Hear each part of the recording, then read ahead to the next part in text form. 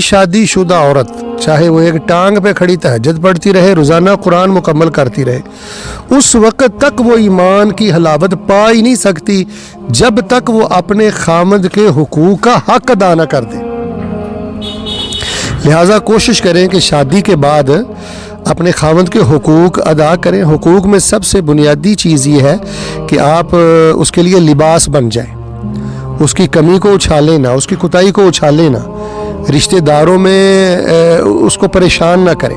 دوسری بات یہ ہے کہ ناشکری نہ کریں، وہ جو لے آئے جیسے لے آئے الحمدللہ شکر کریں۔ اور تیسری اور سب سے اہم ترین بات یہ ہے کہ اپنے خامد کے سامنے بدزبانی نہ کریں۔